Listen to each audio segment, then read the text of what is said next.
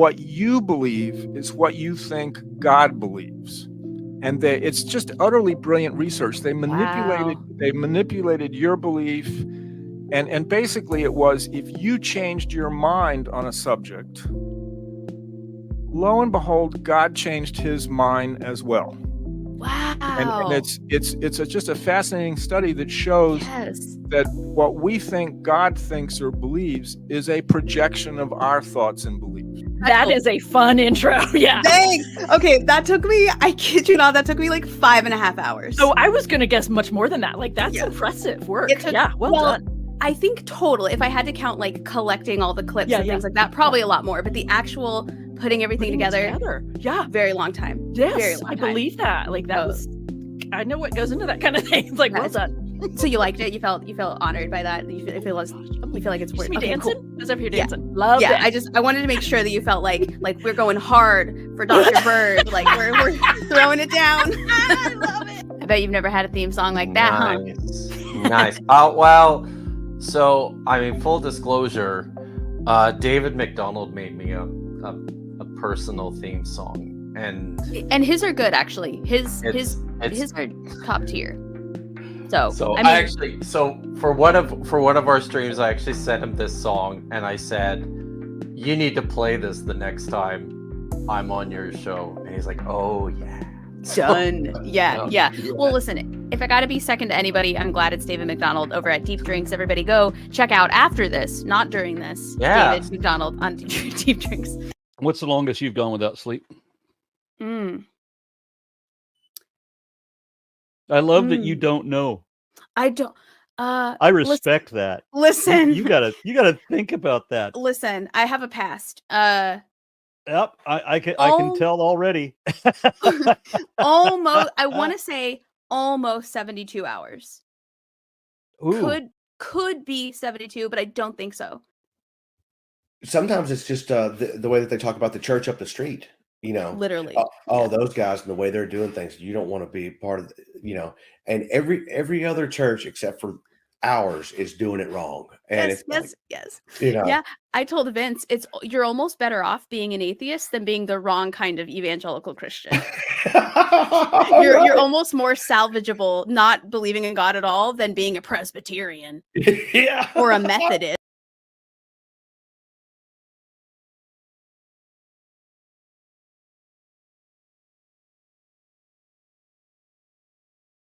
Well, that was a weird spot for that to cut off, wasn't it?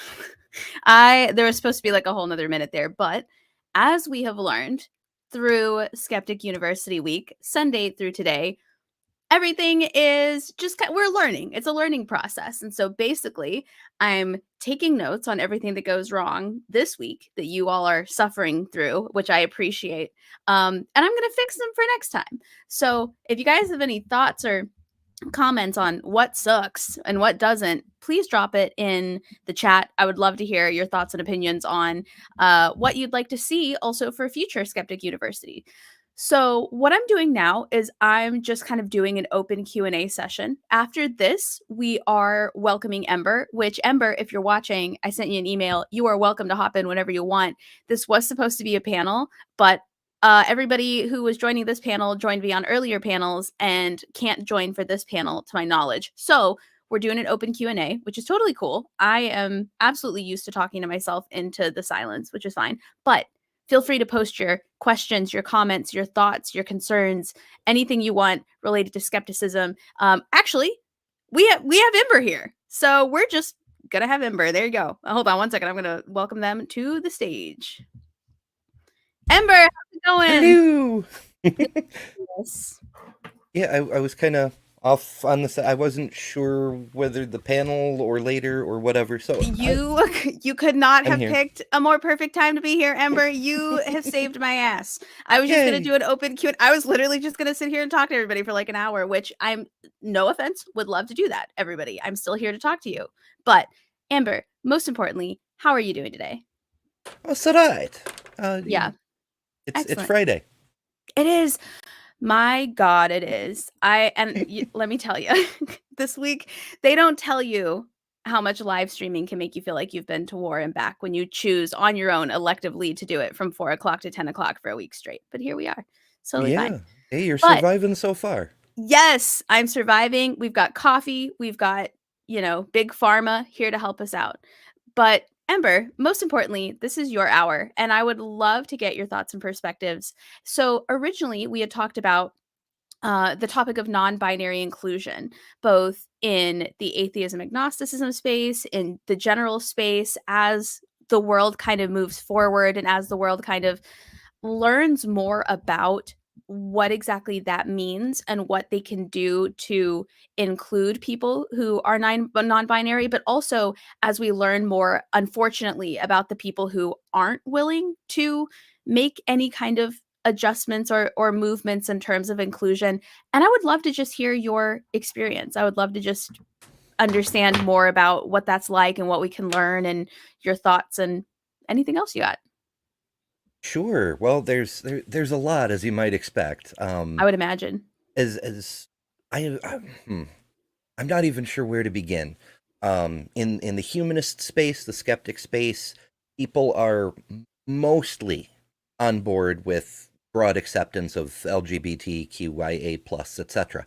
There are a few notable exceptions, but most people see humanism as a value, and so accepting people for who they are is part of that, and that's not The whole thing, yeah.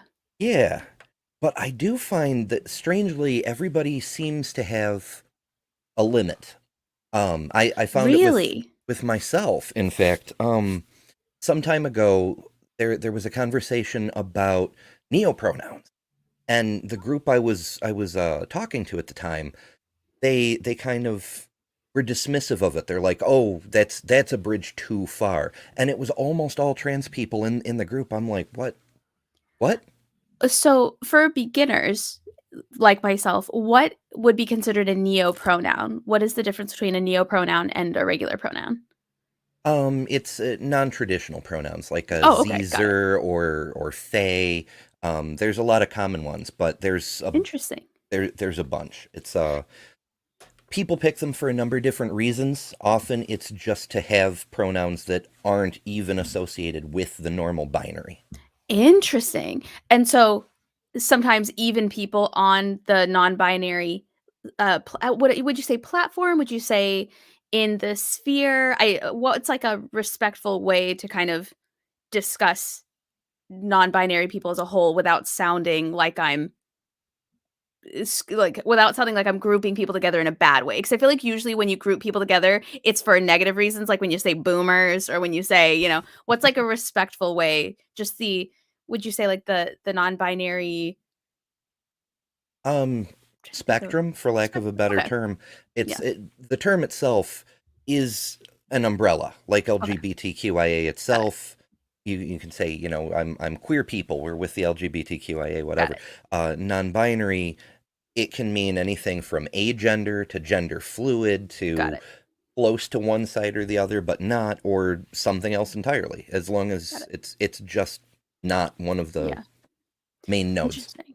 And it's interesting to learn that even within certain circles, there are still inclusive and exclusive circles as well. Have you experienced that often? Is that rare? Is that new? Has it always been around? Well, I mean, I've only been around for as long as I've been around, but it seems to me that humans are just like that. They have a tendency to just reject something that seems new and like it's too much until Yeah. they start to learn about it. Yeah. But it's interesting to see how often that happens in people whose entire platform is there's no such thing as too much. We welcome everybody. And then it's one step too far of everybody and they say, whoa, whoa, whoa, whoa, whoa, whoa. Not that everybody, most everybody. Mm.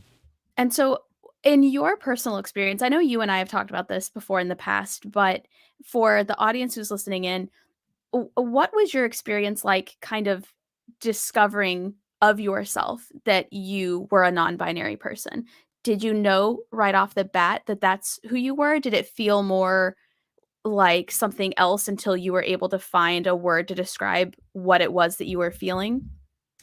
Well, language didn't come until much, much later because they just didn't teach that kind of stuff in schools. Honestly, I started out as a trans woman, because I knew from the age of 3 that if I could do anything with my life, it was to become a woman. And if I'd had the opportunity to transition earlier, I probably would be a trans woman today. But non-binary has a lot of different facets to it, and one of them is if you don't feel like you fit in with either group. And Yeah. so that's kind of where I am because I don't feel like I fit in. Yeah. I understand a lot of people. It's very nuanced because a lot of people will tell me that, well, if you knew you were a trans woman from the age of 3, then you are a trans woman. You just have to get yourself to where you feel comfortable with yourself. Yeah. And that's true. But where I'm comfortable right now is not that. Right. I'm in the middle Right. somewhere. Right. And I think also, one, it bothers me that people try to tell other people what their experience was when they weren't there. I feel like that's just a regular thing, no matter what group or experience we're talking about. But 2, I feel like it's a process oftentimes where you think because you're more comfortable using one term or being in one group or, of and this I feel like goes for a lot of experiences, being in any club of any kind, you think, "Okay, I'm more comfortable now. This must be where I belong." And it takes years for another step forward to make you feel even more comfortable. So you think, I feel better now with this label than I've ever felt before because that other label doesn't exist yet, right? That other label, you've never even heard of it. So you have no idea if you feel more like yourself than if you took one step further towards that label because you've never heard. And so I can absolutely see how it might have made sense at one point to think that you're a trans woman because you don't know that there is such a thing yet as non-binary or like that in between group. I can only imagine. I'm not speaking from personal experience, but to me that makes perfect sense that it would be baby steps like that. I think it's very similar to deconstruction, actually. Yes. How a lot of people, they start to doubt and they might move out of Catholicism or Mhm. evangelicalism and become non-denominational or universalist. And then Just means Baptist, to be honest with you. It just means Baptist. Let's call it what it is, people. Yeah, but they gradually start to, this doesn't actually really make sense, and my values, the values I was raised with, don't fit with what I'm being preached at every day. So I gotta go. I gotta figure out what Right. else is going on. Right. And yeah, Right. so step Absolutely. by step, they move towards humanism, and it's Right. a similar thing, but with accepting yourself rather than accepting reality. Right. Absolutely. And Internal versus external. and not only that, but I don't think anybody is comfortable just diving into something and knowing, like, I don't know anybody who can just immediately say, I'm 100% sure about this. I don't need to test it out. I don't need to feel it out. I don't need to get to know it a little bit better. And the few people we do know who act like that, we don't trust them very much. We're like, this is a person who jumps, and so, for example, my sibling-in-law, when they first started dating my brother and married my brother, they went as she. But at the time, they were a tomboy. They wore plaid shirts and Converse tennis shoes, but they still had the feminine hair and they still did makeup. But I remember it was always tomboy. And then it got a little more tomboy. And then there was a haircut. And then finally they came out as non-binary. And I feel like they had to take those steps in that direction before coming out as non-binary because they had to make sure that's really how they felt. They had to make sure this is the right direction that I'm headed in. I don't know anybody who just wakes up one day and says, I'm 100% positive that I just want to change who I am as a person and like adopt an entirely new identity. Except when I accidentally shaved my head, but that was an accident. It wasn't on purpose. But it did happen very instantly. Was that kind of a similar experience for you in terms of like step by step, just kind of making that stride towards what you now know is who you are today?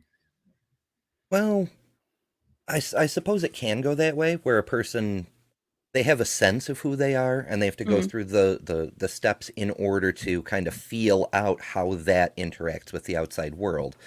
Um, in my case, it was kind of, I didn't have the ability to live how I needed to live, so it was kind of a the best I could do kind of situation. Right. Like, Right. because non-binary lets you exempt yourself from many labels and classifications. Like, until very recently, I looked pretty masked, and that wasn't by choice. It was because I felt like I had no other option.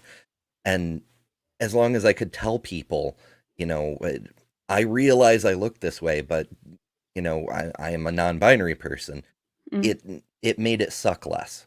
Now Yeah. I'm moving more in the direction that makes me feel much better, That's and awesome. it's much better. That's awesome. That's so and so how is it that we as a society as a whole, depending on how broad or how small you want to scope this, we as a society as a whole, or as the online atheist agnostic group, or just people in general, how is it that we can check ourselves when it comes to inclusivity and when it comes to making sure that we are taking care of the people in our lives who are non-binary and being there for them and assisting them in however it is they might need assistance, be it social or personal or friendship? What would you recommend, or where to begin? Well, I mean, as in general, it's the same as with any other person or type of group. Is you know, have empathy, have compassion, um, ask people, and when a person expresses that they need something, listen to them, Right. even if you don't fully understand. I mean, Right. that's the main advice that I give people who you know, ask about, oh, my child is possibly trans, possibly non-binary. We don't know. I'm like, the most important thing is accept the child, tell them they're Yeah. loved, and then Yeah. start Googling later.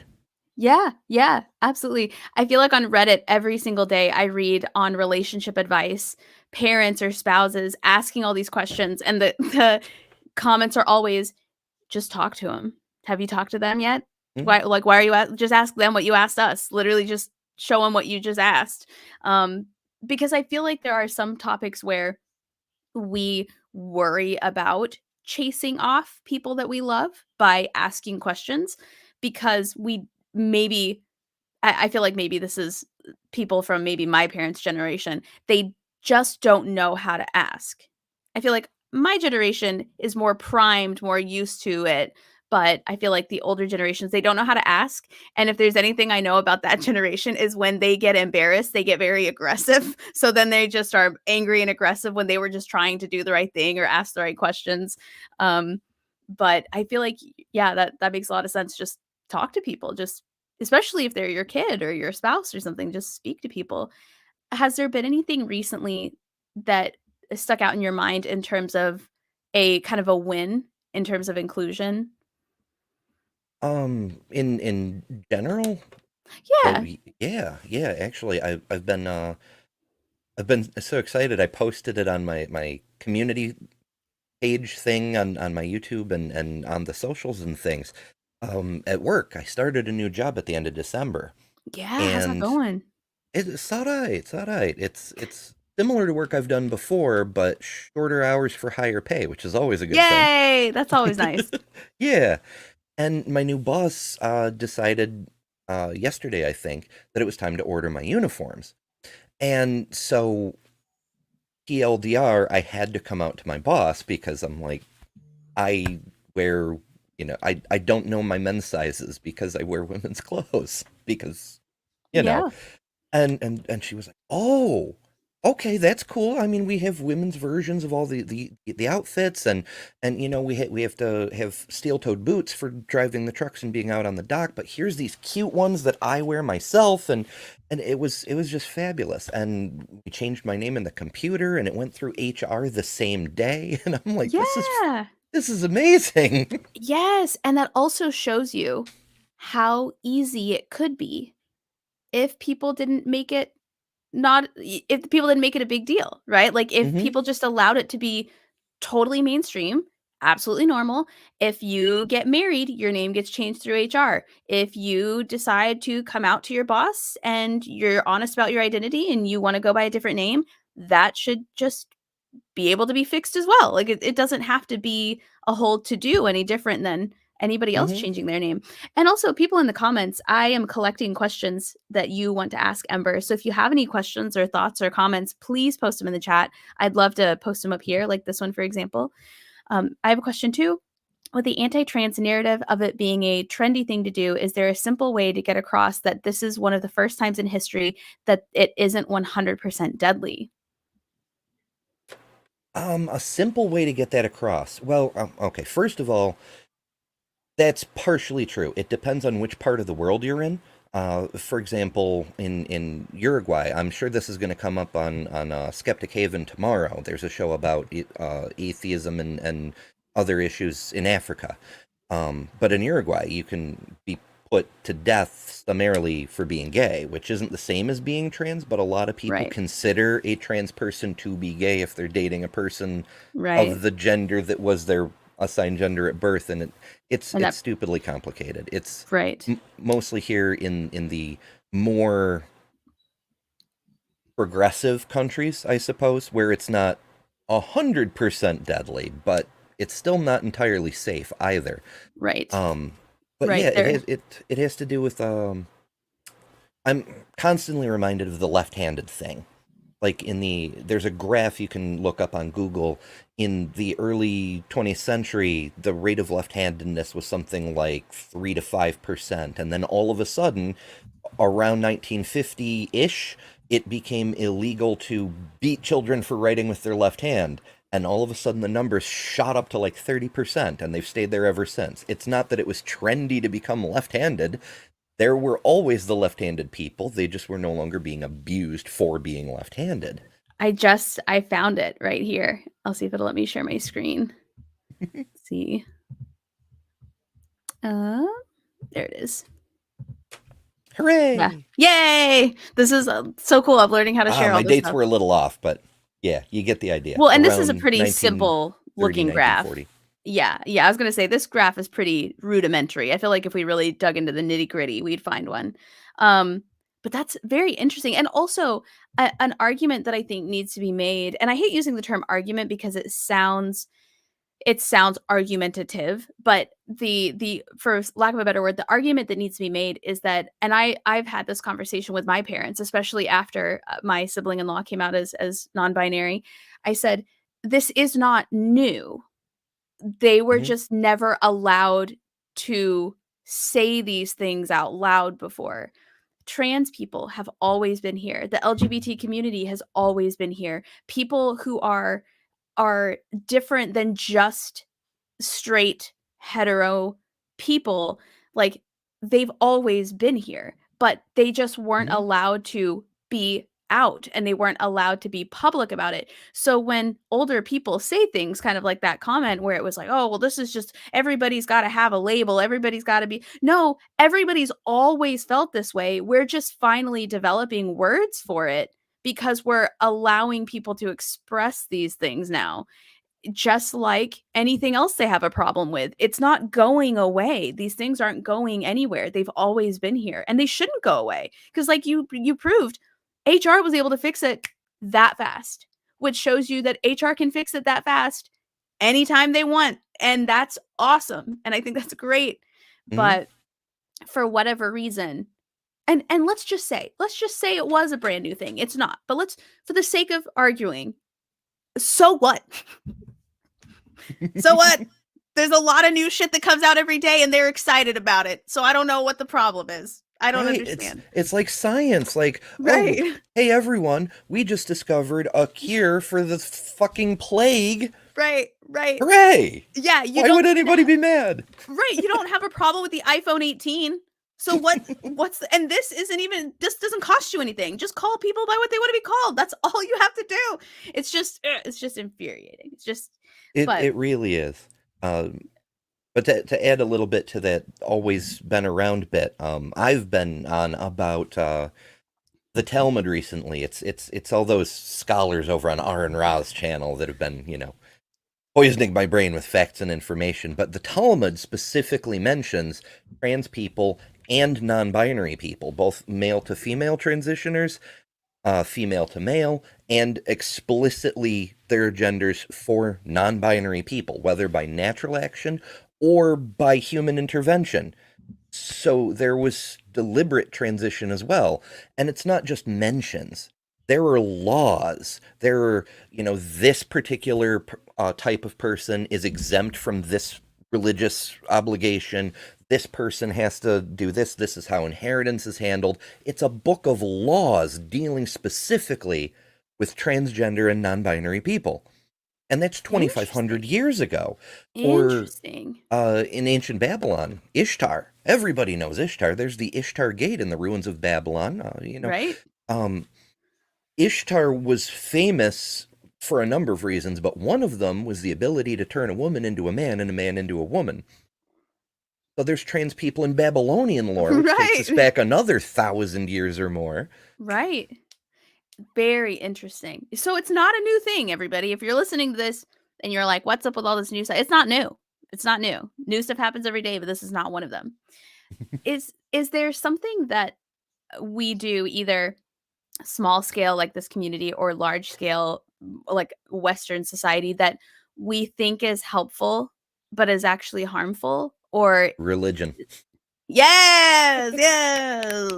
Coming in with the hot takes, Ember. Coming in with the hot takes. Yeah, I've always my biggest fear is doing that thing where I try to be helpful and it just makes it worse, because I do that all the time. Anytime I try to help somebody, it's usually detrimental on accident, and I don't want to do that to communities that I want to be an ally for. And so I've always just been paranoid that there's something that like just bland ass people like myself think is helpful, and it's not, if that makes sense. Yeah, it varies from person to person. Like, as a for example, there was a person who used to come by my channel and hasn't in a while. That's a whole big long story, but he'd make borderline inappropriate comments that were also gender affirming. So it was like he's trying to help, but not really in a helpful way. That's so like basically what you're saying is it is possible to still sexually harass somebody that neither identifies as male or female. Anybody on the non-binary spectrum can still be sexually harassed. Oh yeah, anyone can be sexually harassed. Anyone. It's yes. Right. Exactly. So keep that in mind, people. Don't be crass. Don't be rude. Carrie Ann has a question. Ember, do you find it easy to stop performing the masculine stereotypes imposed on you? The things you did because it was expected of your assumed gender? Mm-hmm. It's very easy. I to a certain extent, there are certain social obligations that aren't because of gender, but are often associated with masculinity anyway. Like, you've got to pay the bills, but everybody has to do that. The masculine stuff, I could not throw it in the trash bin fast enough. That's awesome. That's great. And also, I feel like we're entering a time period where I talked to Objectively Dan about this on Truth Wanted not long ago, where I feel like millennials and Gen Z, we're really trading those stereotypical roles. Like, he was talking about how his girlfriend, she lifts weights and she does a lot of stereotypically masculine things, but she looks wonderful and feminine doing it. And then he's the more emotional one of the couple. He's the one that cries more. He's the one that needs like emotional support more often.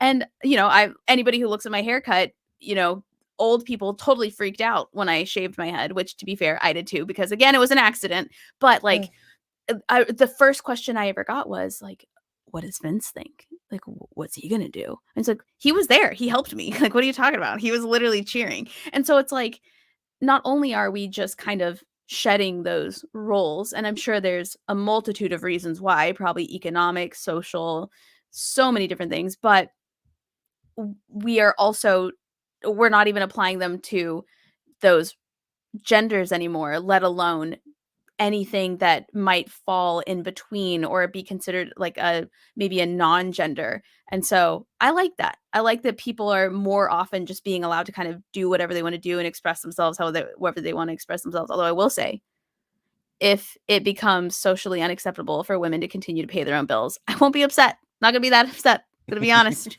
I won't be too upset. I'll be a little, but not too much.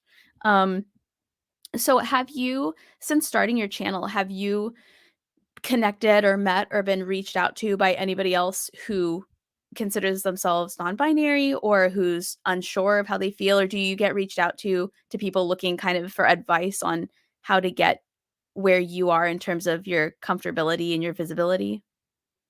A little bit of everything. I think most of the questions I get are from people who want to learn more to be better allies, but there are a few people who are questioning and want to, like, how do I know? Well, I mean, if there's an old saying, and it's based on Rene Descartes' cogito ergo sum, which, you know, everybody says, I think, therefore I am. But really, it's more about questioning. Like, if you can question your own existence, you exist. If you Interesting. can question your own gender, then you're probably, you know, not cis. Right. Because if you're cis, you're just like, yep, I'm me. That's it. Yeah. You know, no question. Yeah, absolutely. 100%. And I feel like that is a feeling that a lot of people don't realize they even take for granted on a regular basis. That 100% sure of themselves, unquestioning. But like you said, if you're questioning at all, there's a reason you're questioning. And instead of putting those questions in the back of your mind, maybe you should explore those questions, given that it's a safe environment for you to do so. And what would you say for people who maybe don't have necessarily the safest environment? Maybe they're young people who still live at home with their parents and are financially dependent, or maybe they live in one of the areas we talked about earlier where even parts of the United States, honestly, even parts of here in Tennessee, I'd be like, don't go there. Don't spend any time there. Don't just stay away. What would you say to people who are in those environments? You have to be safe. Be safe first. Yes. We want you around later. We want you to reach a point where you can be yourself and be happy. Yes. And it sucks that you have to suffer now, but be safe. Yeah, absolutely.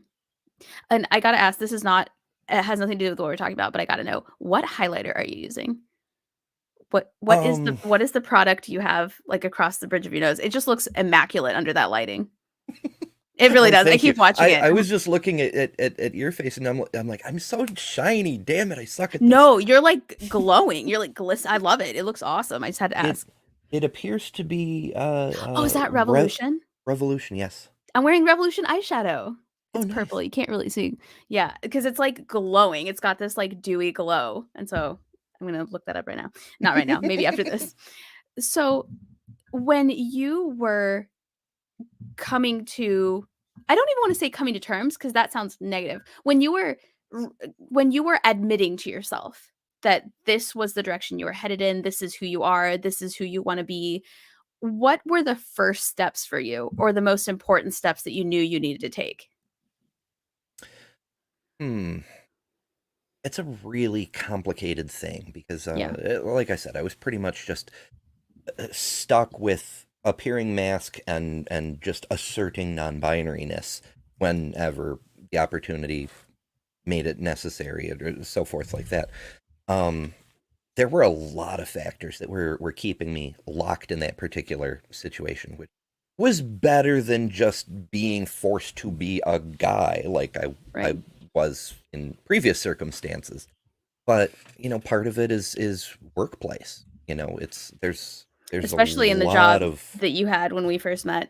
Yes. I have worked in that industry before, and it's not a place, not the place. Actually, I was talking to my new boss about that today, because she was amazed that HR updated me in the computer the same day too. She was like, "That's incredible," and I'm like, "See, I didn't have any particular doubts. I mean, there's a little nervousness about coming out at work, especially in a trucking related job because of the reputation. But the people had been so caring The fellow I rode with for training, he's open about the fact he has a gay son and a trans cousin. Oh, wow. It's just a really nice environment, so I wasn't super worried. That's But awesome. still, as I told her, I'm like, it means a lot to me though, because I understand that she feels this is the way things should be. We just accept people. Humans are humans. The rest Yeah. doesn't really matter. But the job I was at the last time we talked, just open hostile homophobia every single day. Yes. It was just the norm, and Yes. so I was like, I can never tell these people anything about me. you know? No, not at all. And which is so unfortunate. It's just so unfortunate because the way I see it is if I walk into a work environment and I'm like, I I say for example, don't eat meat or I cannot have peanuts. Like I am allergic to peanuts. This is part of who I am. I like no matter what you do, you can't change the fact that I can't eat peanuts. Nobody questions it. They're like, "Oh yeah, that's the way you were born." Okay, we can make adjustments. But when it's something that has to do with like who you are as a person, which to me is just as important, they for whatever reason can't make the same adjustments that they're willing to make for other things and other ways that people are born. It's very interesting. It's like you said earlier, people only have a certain threshold for new and different. If you bring in like a little bit of different, it's like, okay, but don't bring in too much different. But if you bring in like just a step higher different, it's like, nope, we can't. We just can't deal with that. And you're like, yes, you can. Yes, you can. You just don't want to. And at least admit you just don't want to. Yeah. I mean, maybe it's an autism thing, perhaps, but it just seems to me like if you're going to accept all people, if you're going to be a humanist, then just accept all people. I can't fathom Just being blanket it. they should call themselves like a sometimes humanist or like humanist to an extent. It's like I'm a humanist, but don't just don't make me accept too many kinds of humans because then I just run out of steam. Yeah, it just just odd. it so blows my mind because Mhm. you're in a group with a bunch of people, many of them trans, who are are saying the same things about people with neopronouns that the conservatives say about trans people. I'm like, you of all people should know better. This is exactly what they say about you. Right? Come on now. Absolutely. Absolutely. Yes. Yes. I feel like if you're trying to make any kind of change at all, you always have to worry about being the thing you swore you would destroy. Mm. When atheists get so militant that they end up treating people just like the evangelicals treated them in an attempt to get people over on the atheist side, just as bad. You're just as bad. If you're proselytizing and pressuring people into being atheists and telling them they're dumb without being an atheist or whatever, just as bad, right? If you consider yourself a member of the LGBTQ community, but to you there's certain members that don't belong in that community for certain reasons, you're just as bad, right? If you consider yourself a trans person, but you won't accept other types of trans people, just as bad. You're just as bad. Like, imagine me being like, okay, a lot of redheaded women won't date redheaded men. And to me, that's terrible. And that's just the only thing I can equate to because I've been a member of the redheaded community for a while. I remember when redheaded women would be like, I'm just not into ginger dudes. And I'm like, if you weren't crying 5 minutes ago about how somebody wasn't into you and how awful that was, I would allow for that. That'd be fine. But you were. It's like, what's the problem, right? Do you not see that you are treating people the exact way you have a problem with being treated? It's just infuriating. I But wonder if it's a projection thing, like that old saying about abuse cycles. Hurt people hurt people. maybe, Hmm. and fun fact, people who really like redheads are called pumpkin pounders. So I know at least one of them. Am I right? No, I'm just kidding. He didn't hear me. I'm just kidding. Sorry, that was He's inappropriate. hiding. Yeah, he's hiding. Am I right? Yeah, he wouldn't even know what I said and just be like, yeah, because he's supportive. Hooray. So when you first came out, whether it was just to yourself mentally or whether it was publicly, did you feel like you lost people that were very close to you? Do you feel like that they were just quick to kind of disappear, or was it a slow process, or have most people stuck around and asked questions?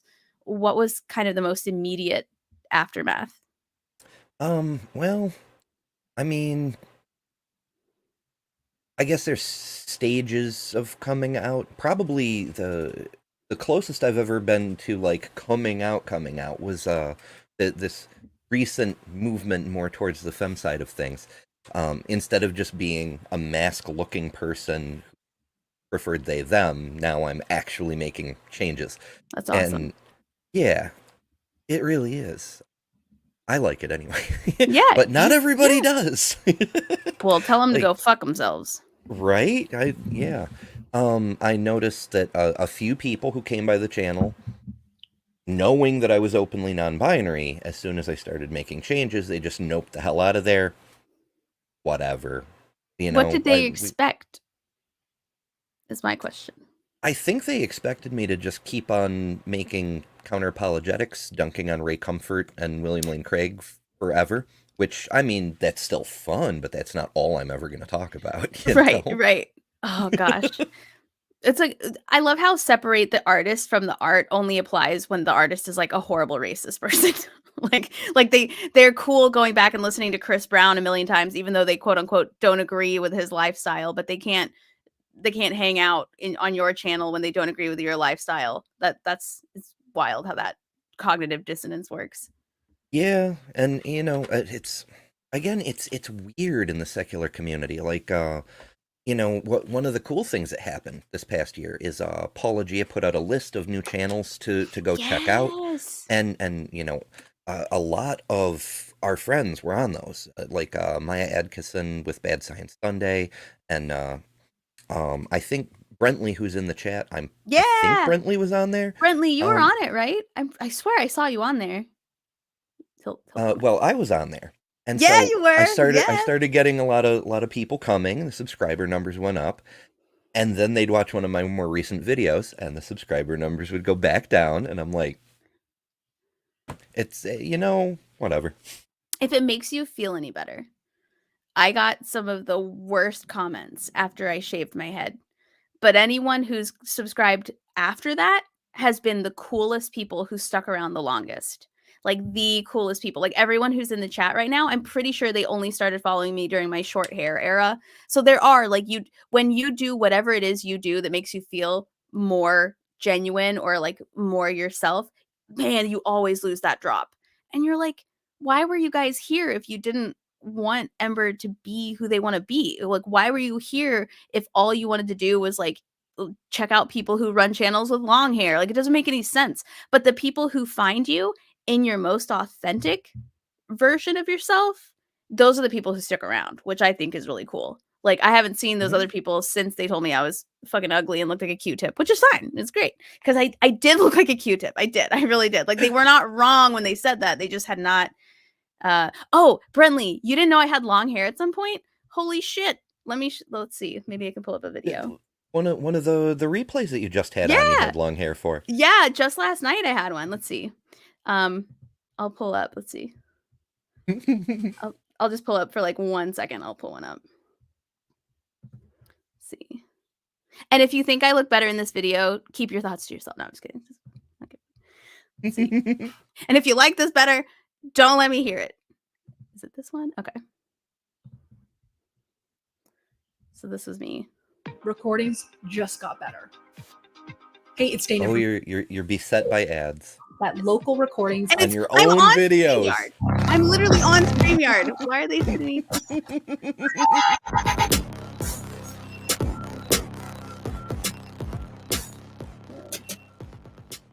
I really wanted to thank you, There I am, first of all, for with joining me, long for being on my hair podcast, but also just for the work and that you do. admittedly way too dark I've of eyebrows. been following you since. People used to roast me on TikTok every single day for the way my eyebrows looked, and I didn't see it. Now I see it. I look back and I'm like, my God, they were right the whole time. I literally have a whole playlist on TikTok where people roast me for my eyebrows, but I get it. I understand. They were too dark. It's fine. It was a phase. It happens to everybody. We try to learn from other people's mistakes. I'm so grateful that I found Alice in Wonder Wonderland. because not only did she give me tips on how to make my facial hair shadow disappear, mostly, It looks, but you look phenomenal. thank you. Yeah. It's a really cool tip. Okay, But so she can I know? Can I know what it is? oh yeah, it's Alice has a chart for like whatever, it's color correction Oh basically. yeah. Yeah, it's Yeah. your facial hair will discolor your skin. Maybe it'll make it a little bluish. Maybe it'll make it, brownish. Whatever the color tone is, you match the color on Alice's chart with the counter color, and it'll look weird until you put foundation over it, and then it Yeah. just vanishes. Yeah. So do you do the green or the orange, or do you do blue? It's kind Also, of a friendly, hot pink. go fuck yourself. But also that's hilarious. But go fuck yourself. Sorry. So you have a hot pink? Yeah, hot pink is what works for me. But Awesome. everybody's face is different. Because from my side, your skin looks like baby's ass soft. Like soft and like dewy. It looks awesome. So whatever it is you're doing works great. Would you say that with every positive that comes with coming out and expressing yourself as a non-binary person, would you say there are any downsides for you personally? I know that sometimes you lose family, you lose friends, but in terms of your feeling or your everyday experience, were there things that maybe you weren't expecting that aren't necessarily like a great time about the whole experience? Surprise dysphoria. So as soon as I shaved my beard, I was fine with my voice before, but as soon as I shaved my beard and said something, oh my God, my voice does not fit. I'm like, no, that's wrong. No. Really?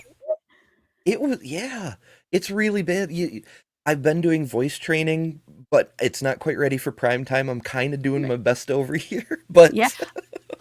I mean, it's rough. interesting, because I don't think that you have and again, just my personal opinion, I would not say that you have a masculine voice at all in the least. So A that's few people told me that my voice is perfectly fine for androgynous purposes. yeah. If I want to make it more feminine, that's great. But but for me though, maybe it's because I sing randomly. I don't know. Like I'll just be Oh, walking along and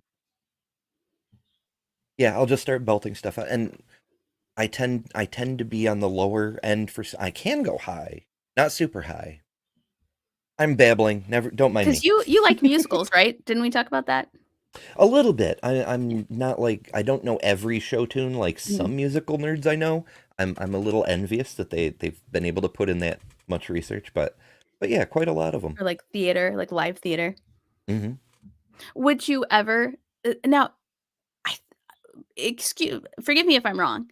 We did talk about your goals eventually opening like arts communities and like theater communities in your area, right? Am I totally making that up? No, Okay, that's I was gonna actually say really impressive because it was months it was ago the last time we talked. yeah, but Yeah. that just stuck with me. I don't remember what it was I had just seen, but you knew what I was talking about, and it was like some play, and I was so excited that you knew what I was talking about. But do you think in your I don't know if you guys heard that sneeze. That was violent. In your future, do you see yourself creating roles or auditioning for roles that are non-binary as opposed to masculine or feminine? Do you see like creating a space for theater and for projects for non-binary people? To an extent, I suppose. I mean, I'm not directly involved in the theater production aspect, although we are actually that organization that we were trying to set up that's not just tolerant of LGBT people, but actively inclusive. That's Like a big we difference. want you to come, Yes. We're producing our first show in October in partnership with a local community theater, and our director is a gay man, and it'll be inclusive. Hopefully, it'll be really cool to see Yeah. that happen. And But I love that distinction you made about being inclusive versus being tolerant. it's really important. Yes, it's huge. It's huge. But that's really cool. So you guys have got projects off the ground already? Yeah, we're it's complicated. Yeah. I run a Comic Con up in Watertown, New York. It's called Awesome. NocoCon. That's We had Forced Valkai by last year. This year we're having Adiosaurus and Eric Good and a bunch of people. Don Marshall. It's going to be a great time. The Comic Con funds the theatrical stuff and hopefully other productions. Like That's I'd cool. like to do, art gallery stuff or poetry readings, all kinds of arts. That's cool. That's really, really cool. Yeah. That's awesome. And so for people in the chat, let me see if I have any additional questions that I missed. I don't think so. For people in the chat, please continue to post your questions. I know that there were a lot of comments that were being made, so I can read a few of those. 12 countries, Pragmatic Crystal says, 12 countries have jurisdiction in which the death penalty is imposed for at least a possibility for private consensual same-sex sexual activity. Very unfortunate. And then, let's see here. Mark says, if you have a situation at work where workmates are being homophobic, if you point out by law they have to accept you, does that tend to work in the long run? I don't know. It depends on the situation. As a general rule, telling people they have to do something by law is not the best way to get compliance, or if you get compliance, it's unwilling compliance. But it does depend on the workplace. Like at my current employer, if I'm, mention to someone that workmates are being homophobic, the boss lady will do something about it. But at my previous employer, they would very much not do something about it. And that kind of changes everything. Absolutely. Absolutely. Man, I remember when I was in logistics, truckers would say some of just the nastiest stuff to me over the phone. And I would report it to my boss and they'd be like, it's on the phone. Like, they're nowhere near you. What's the problem? And you're like, you don't have to come to work and hear some of this shit. You don't have to come to work and be told this stuff. Like, literally just my voice. They've never seen my face. And they'd be like, yeah, I bet you got a tight ass and stuff like that. And you're like, you don't even see my face. I could have a very flabby ass, first of all. You don't even know. You don't even know. Yeah, we could all be potatoes. We could. But then there would be hotter and uglier potatoes, and it would all start over again. Like, yeah, I bet you got some of them deep eyes, girl, or whatever potatoes would say to each other. That's true. I do love a thick potato. I do love a thick potato. So what do you feel like you personally have reached a new level of tolerance yourself since kind of coming out both to yourself and to those you've come out to? Do you ever find yourself having those moments where you're like, oh no, that's me being intolerant of something that I should be tolerant of? Or do you find moments where you're more and more tolerant? Well, going back to that conversation about the neopronouns, what struck me was when I heard other people start saying, oh, the neopronouns are too much. It occurred to me that I had felt that way until I heard someone else say it. And was like, oh no. And it's so off-putting to hear that you're like, wow. oh, we have to do something about that. Yeah, absolutely. Absolutely. And do you think that, do you consider yourself an atheist or agnostic or, okay, I didn't want to. Igtheist, if you want to get down to the brass tacks. Yeah. Do you think being an igtheist has made you more tolerant, or coming out as non-binary? Which do you think has had more of an impact on how you treat other people? I think not really either that much. Atheism is just an answer to one question. But humanism is more of a comprehensive ethical system. I think the igtheism leads to humanism. Yes. And that's what made a difference as far as being trans, non-binary, etc. That's just who I am. It doesn't have that much of an impact on how I affect other people, except in empathy. When you've been in a shitty situation, you're slightly more inclined to not want to put other people into a similar shitty situation. Oh, so I meant to click on this one. There we go. What is an atheist? In your words, Ember, what would you say an atheist is? Basically, it's the idea that there isn't a coherent description of a god or gods. Not in reality. Like, we can talk about mythology and stuff. Zeus lives on Mount Olympus or whatever.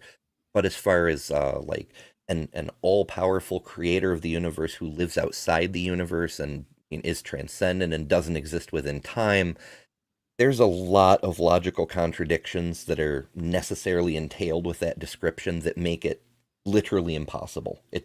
It's not just self-contradictory, it is impossible.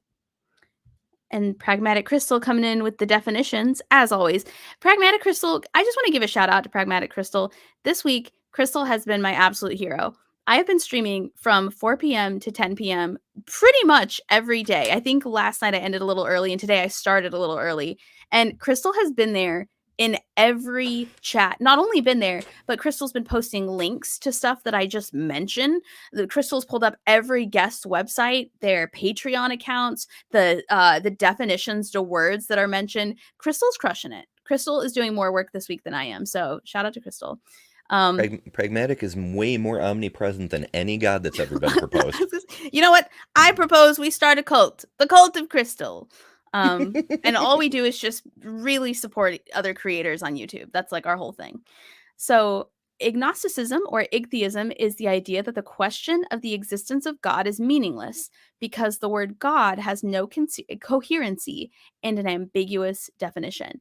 So I guess in the simplest terms, God doesn't even mean anything. So why are we arguing if that word is a person that exists? Right. Or to put it a simpler way, we don't even have to argue over it. Like, arguing, it's wasting time that we could be focused on more productive things.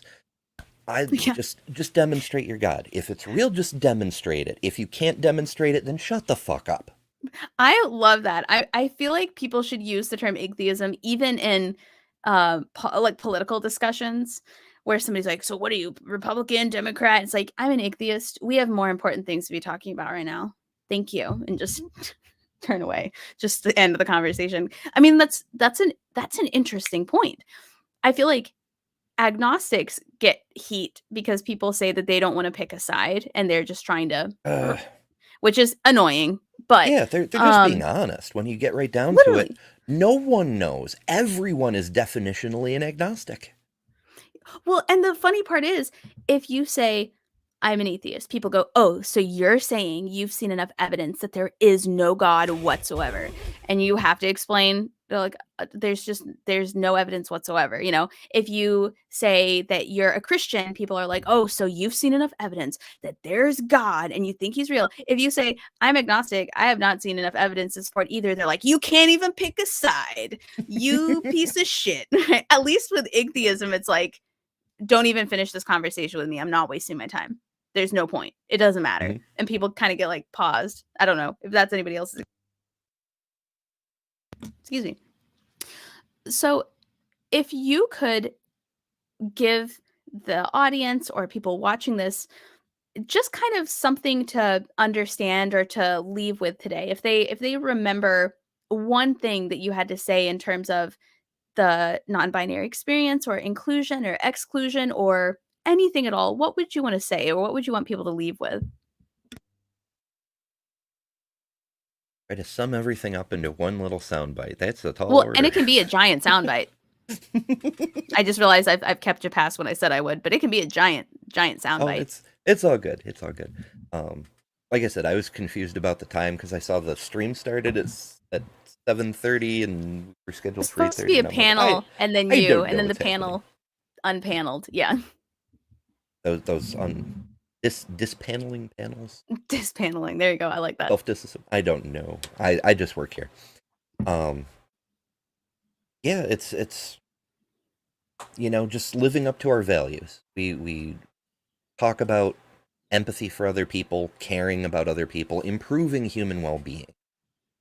There is no downside to just respecting people or, heaven forbid, helping them.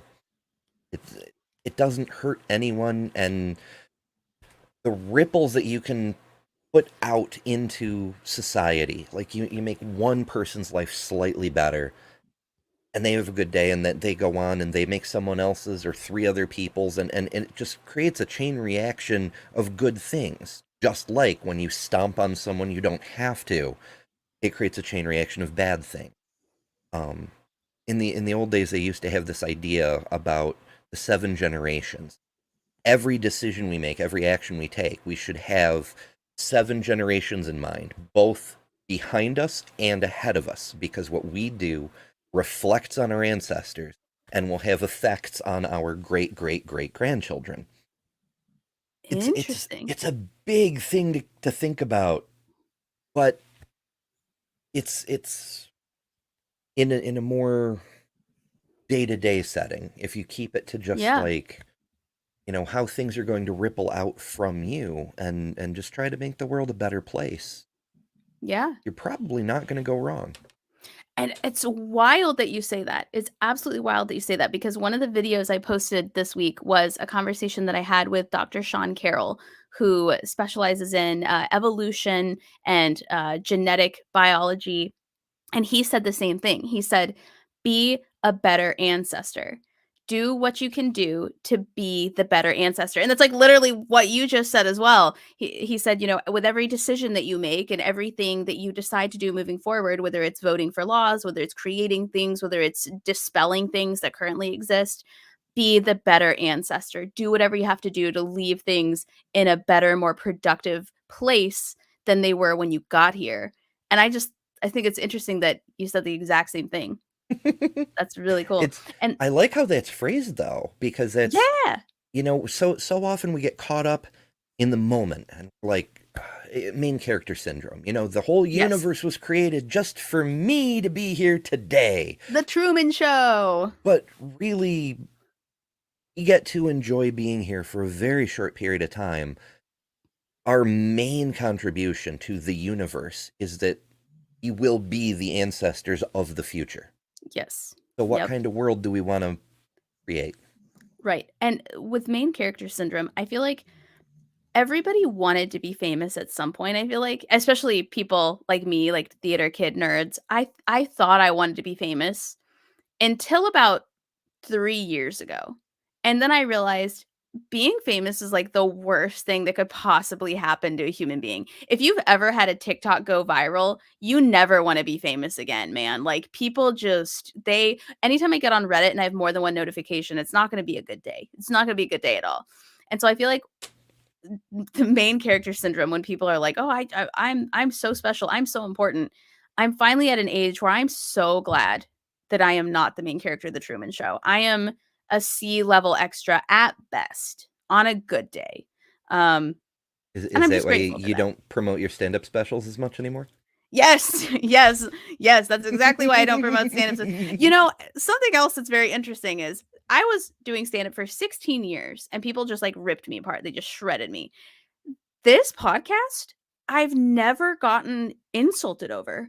I've been doing, I think I'm at like 137 episodes, and people are just nice. What the fuck is that about, everybody? What's that about? Like when I found the humanists, the people who care and want to build a better future. I guess so. I had a guest that I interviewed towards the beginning who was very, very popular YouTuber, and I just knew because of our political differences, because of everything, I just knew their audience was gonna rip me a new ass. I just knew it. And they were the nicest people, and a lot of them have stuck around. It's been over a year now. Just kind. I was like, do they know that I'm a woman on the internet? They're supposed to be telling me I need to eat a salad or something. I don't know. And I think I figured it out, though. I think when you do comedy, people are aware that you want them to like you and you want them to think you're funny. So they automatically are like, no, women aren't funny, because that's like the number one insult, or like you're fat or whatever. But when you do a topic like this, where it's very clear that you don't care what they think, and if they like it, they like it, and if they don't, it's not for them, their need to tear you down is just gone. Like their need to like put you in your place is gone, because you don't have a place. You've established that. You're like, I just exist. This is just where I'm at. That's my theory. Well, how dare you exist in public? How dare I? Also, I think part of it's because I cut my hair. I think after I cut my hair, they were like, this bitch is nuts. Like, we're not gonna say anything. Now, I've got a comment here, and it sounds like it's an inside joke, but I hope it's not I hope it's not. I don't know what this means. I hope it's not mean. I think it's an inside joke. You tell me. I don't know what this means. Oh. Well, I mean, Titan is, of course, the biggest troll in the entire atheist community. Right. But That's why I'm hesitant. But we love them. Right. Yeah. Egg. It's metaphor, I guess. Okay. I'm just bad at English. It's when a person is an egg, it's they're a trans person, but they don't know it yet. Like everyone else can see it, but Like they in the haven't closet figured type? it out. Yeah, kind of like that. Kind Like of. they have to hatch and whatnot. And I suppose I mean I always knew, but I wasn't as open about that's not even the right word either. I've always been open about it. Like I didn't try to hide it. I just didn't try to broadcast it either. Now I'm broadcasting it because Literally it's and fucking figuratively. important. Yes. Yes. Well, Yeah, I mean I like eggs, but no, I don't miss that stage. As the instant I started making changes, I felt worlds better. I learned something new today. I had no idea that was a term. I could tell by reading that it was either There's an there's inside a whole joke. Reddit about Okay. eggs. Yes. I'm gonna, because I could tell. I was like, that's either an inside joke from your channel specifically, or I hope that's not like a mean thing. I'm glad it wasn't mean. Titan says, you're safer with me around Sydney and certainly in no danger from me. Okay, well, that's good. That's good. Well, Ember, I just wanted to first thank you so much for your time and your thoughts and your commentary. You're one of my favorite people to talk to just because you have such a laid back way of explaining things. One of the things I know that I worry about and people I know worry about is that we make it somebody's job to explain how to treat them. And I never want to do that to somebody. I never want to make it somebody's job to like teach me how to treat them as a human being, when in reality I just want to be informed. And so I really appreciate your willingness to always inform and to educate and to explain and tell people. It's so valuable.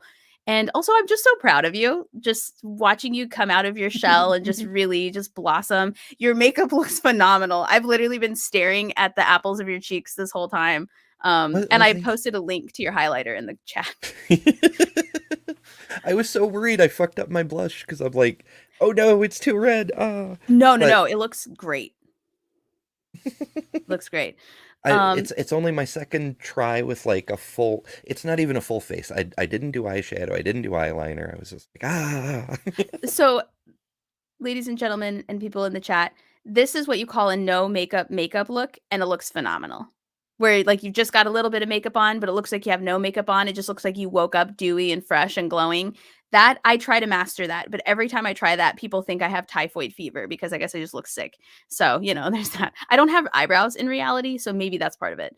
My neighbors think this place is haunted by a Victorian ghost child, which is fine. They could think that. But could do worse. Yeah, could do worse. Yeah, absolutely. But for anybody watching, I've linked Ember's channel in the description. So please go check out Ember's channel and subscribe and like and hit the little bell and make up for all the a-holes who left because they apparently only care about one part of who Ember is as a person and not entirely who Ember is as a person. But yeah, Ember, thank you so much for your time. I really appreciate it. Yeah, thanks for asking me. I mean, of course. It's always a good time, but these are important conversations. I realize I don't articulate as well as I possibly could sometimes, but you do great.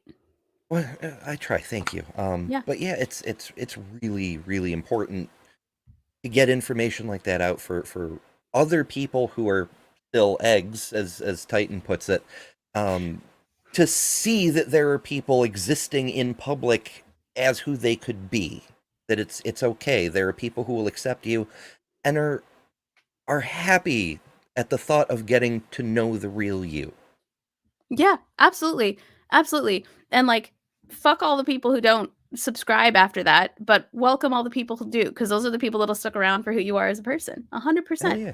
And by subscribe, I even mean from your life. If you're out there without a YouTube channel, which you're not because you're in the chat right now, but tell people, like and subscribe. And if you don't want to, fuck off. If you don't like who I am. Also, Titan, I have one.